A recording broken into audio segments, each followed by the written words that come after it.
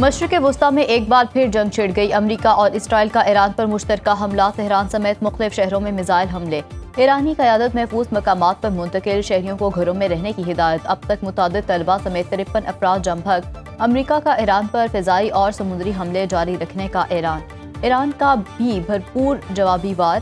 Operation فتح خیبر کا آغاز، تل ابیب سمیت مختلف شہروں کو نشانہ بنایا، مقبوضہ بیت المقدس سمیت اسرائیل بھر میں سائرن بج اٹھے، فضا میں کالا دھواں اٹھنے لگا۔ ایران نے قطر، متحدہ عرب امارات، بحرین اور سعودی عرب میں امریکی ایئر بیسز کو ٹارگٹ کیا۔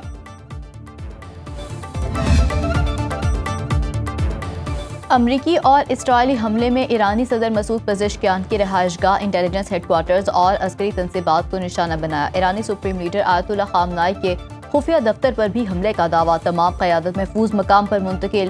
تہران، اصفہان، تبریز، قم، کرمان شاہ، سستان اور کرج میں میزائل داغ دیے۔ ایرانی وزارت دفاع اور ایٹمی توانائی کی تنظیم کو نشانہ بنایا گیا۔ میڈیا رپورٹس کے مطابق متعدد میزائل تہران میں یونیورسٹی روڈ اور جمہوری ایریا پر گرے۔ ایرانی سرکاری ویب سائٹس اور نیوز ایجنسیز کے اکاؤنٹ سائبر حملوں کا شکار۔ تہران کی اسٹاک ایکسچینج کریش کر گئی، ٹریڈنگ معطل۔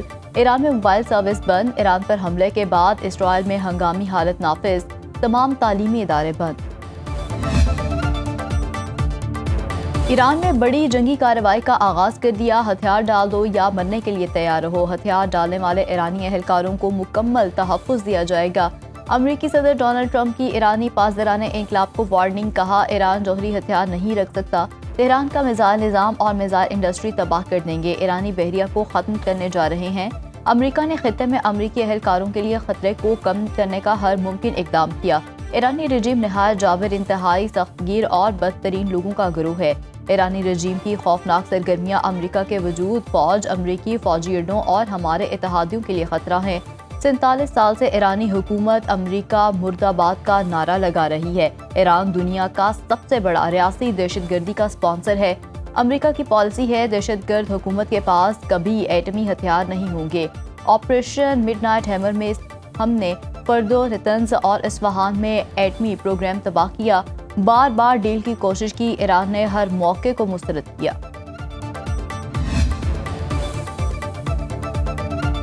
ایران کا اسرائیل اور امریکہ کے خلاف جوابی وار، آپریشن فتح خیبر کے تحت تل ابیب اور دیگر شہروں پر میزائلوں کی بارش، شمالی اسرائیل دھماکوں سے لرز اٹھا۔ اور میڈیا کے مطابق تل ابیب، حیفا بندرگاہ، شمالی وسطی اور جنوبی علاقوں میں ایرانی میزائل دیکھے گئے۔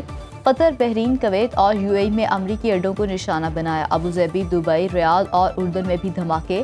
قطر، بحرین، یو اے ای اور شام نے اپنی فضائی حدود بند کر دیں۔ ایران میں اسکول، جامعات اور سرکاری دفاتر تاحکم ثانی بند، شہریوں کو تہران خالی کرنے کا حکم۔ ایرانی پاسداران انقلاب گارڈز کا کہنا ہے اسرائیل کے خلاف میزائل ڈرون حملوں کی پہلی لہر لانچ کر دی۔ ایرانی پارلیمانی قومی سلامتی کمیٹی کے سربراہ ابراہیم عزیزی نے کہا حملوں کا اختتام اب آپ کے اختیار میں نہیں رہا۔ ایران نے اپنی فضائی حدود غیر معینہ مدت کے لیے بند کر دی۔ ایرانی سرکاری ٹی وی پر جنگی ترانوں کی گونج۔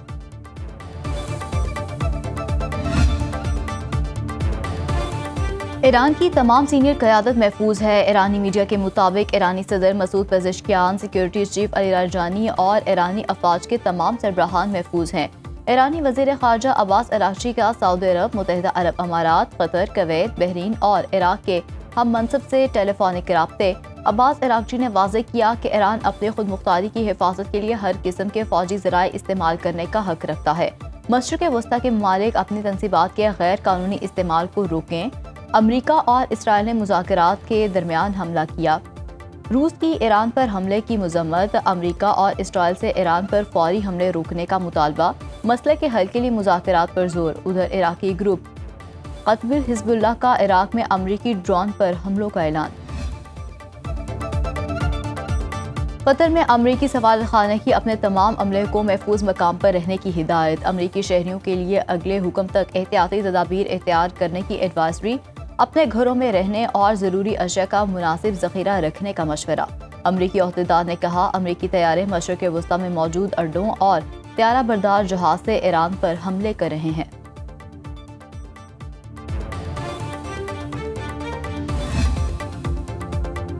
ایران میں موجود دہشت گردانہ رجیم کے وجودی خطرے کو ختم کرنے کے لیے آپریشن شروع کیا۔ اسرائیلی وزیر اعظم نتن یاہو نے کہا حملے میں ساتھ دینے پر امریکی صدر ڈونلڈ ٹرمپ کا شکریہ، کہا ہماری مشترکہ کارروائی ایرانی عوام کے لیے حالات پیدا کرے گی۔ اسرائیلی شہری ہوم فرنٹ کمانڈ کی ہدایت پر عمل کریں۔ آپریشن شیر کی دھاڑ کے دوران ہم سب کو صبر اور اندرونی طاقت دکھانا ہوگی۔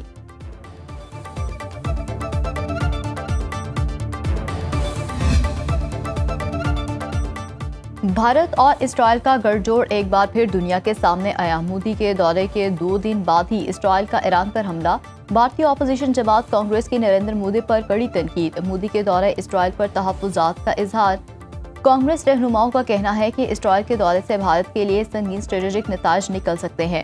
دورہ ایسے وقت میں کیا گیا جب خطے میں کشیدگی عروج پر ہے۔ مودی کا دورہ اصولوں پر مبنی عالمی نظام اور اقوام متحدہ کے چارٹر کے خلاف ہے۔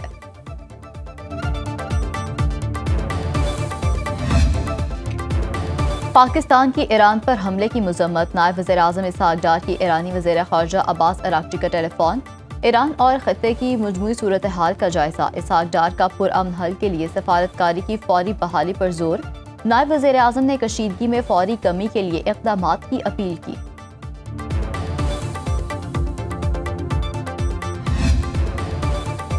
ایران میں موجود پاکستانیوں کے لیے ٹریول ایڈوائزری جاری، دفتر خارجہ کے مطابق ایران میں موجود پاکستانی غیر ضروری سفر سے گریز کریں، اپنے قریبی پاکستانی مشنز کے ساتھ رابطہ رکھیں۔ پاکستان ایئرپورٹس اتھارٹی کے مطابق پاکستان کی ایئر اسپیس مکمل طور پر دستیاب اور محفوظ ہے۔ ایرانی نوٹم میں توسیع کی صورت میں پاکستان ایئر اسپیس ٹریفک میں اضافہ متوقع۔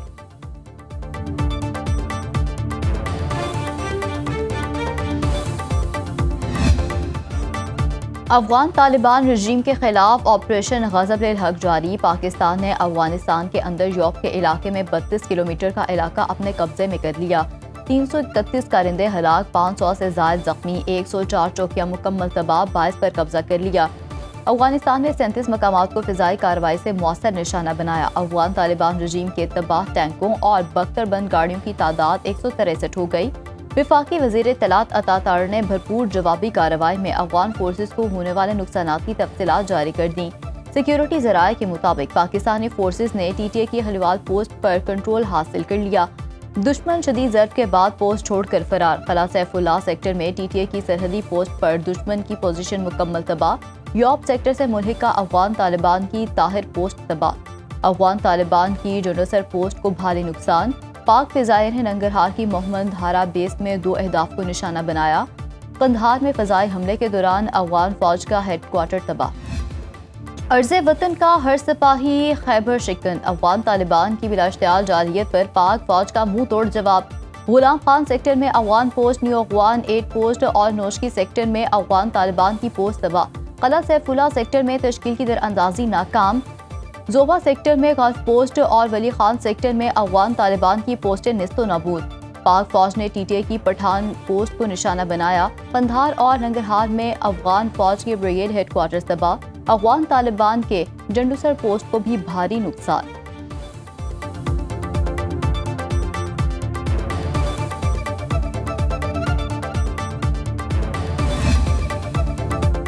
پورے ملک میں ہر طرف پاکستان زندہ باد کی گونج، شہر شہر افواج پاکستان سے یکجہتی کا اظہار۔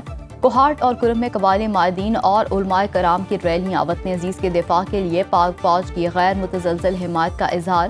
برے والا میں تاجروں اور وکلاء کی ریلی، ٹل کے تعلیمی اداروں میں اساتذہ اور طلباء کی ریلیاں۔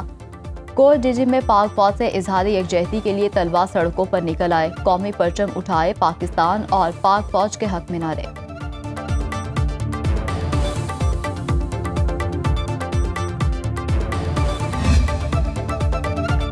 جنگی محاذ کے بعد افغان طالبان کو سوشل میڈیا پر بھی رسوائی کا سامنا، جھوٹا پروپیگنڈا بے نقاب۔ پاک فوج کا مؤثر رد عمل آنے پر افغان طالبان رجیم جھوٹے پروپیگنڈے کا سہارا لینے لگی۔ بی بی سی افغان طالبان کے جھوٹے دعوے کو عالمی سطح پر سامنے لے آیا۔ رپورٹ کے مطابق سوشل میڈیا پر پاکستان کے تربیتی لڑاکا طیارے کا ملبہ دکھا کر پروپیگنڈا کیا جا رہا ہے۔ حقیقت میں جہاز کی تصویر 2025 کی ہے۔ ماہرین کے مطابق افغان طالبان ہزیمت چھپانے کی ناکام کوشش کر رہے ہیں۔ وزارت اطلاعات نے بھی افغانستان میں پاکستانی جنگی طیارہ مار گرانے کا دعویٰ مسترد کر دیا۔ ادھر ایرانی فورسز نے تہران میں 3 افغان مشتبہ افراد کو گرفتار کر لیا۔ آج شب چاند خانہ کعبہ کے عین اوپر آئے گا۔ دنیا کے کئی ممالک میں مسلمان آسان طریقے سے قبلہ رخ کا تعین کر سکیں گے۔ سعودی ماہرین فلکیات کے مطابق چاند 91% روشن ہوگا۔ اس موقع پر دیگر چمکدار ستارے بھی آسمان پر دیکھے جا سکیں گے۔ خانہ کعبہ کے اوپر چاند کا یہ منظر عام آنکھ سے بھی دیکھا جا سکے گا۔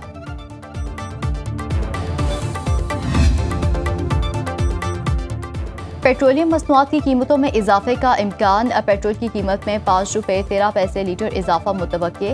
ذرائع کے مطابق ہائی سپیڈ ڈیزل 6 روپے 80 پیسے فی لیٹر تک مہنگا ہونے کا امکان۔ اوگرا کی سمری پر وزارت پیٹرولیم آج رات نئی قیمت کا نوٹیفیکیشن جاری کرے گی۔